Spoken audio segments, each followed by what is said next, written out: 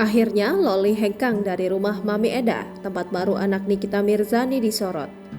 Baru-baru ini Loli bagikan video terbaru saat dirinya berjoget seraya pamerkan tempat barunya. Sebelumnya, Loli sempat dapatkan ucapan kurang menyenangkan dari Mami Eda sampai akhirnya memutuskan untuk hengkang.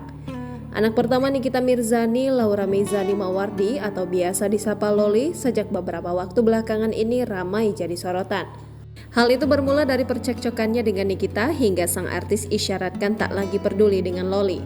Namun Nikita tetap berikan tanggapan kala Loli dapatkan ucapan kurang menyenangkan dari Mami Eda yang disebut-sebut sebagai orang tua angkatnya di Inggris. Mengingat kini Loli masih menempuh pendidikan di negara tersebut, kala itu Mami Eda mengingatkan Loli untuk hemat listrik.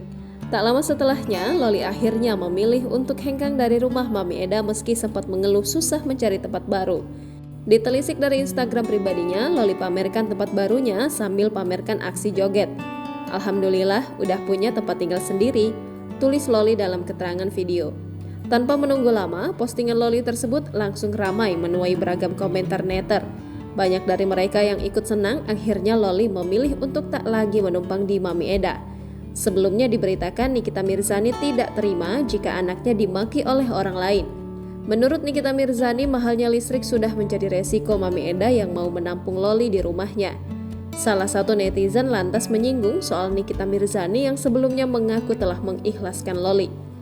Melihat komentar tersebut, Nikita Mirzani memberikan penjelasan. Katanya udah ikhlas tuh anak, nasibnya gimana? Ya kalau dimaki orang ikhlasin aja.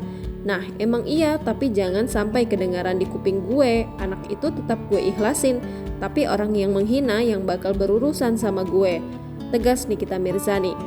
Lebih lanjut, Nikita mengingatkan Mami Eda bahwa Loli adalah anak orang kaya yang tak pernah hidup susah, sehingga Mami Eda harus mau menanggung resikonya sendiri jika menampung Loli di rumahnya.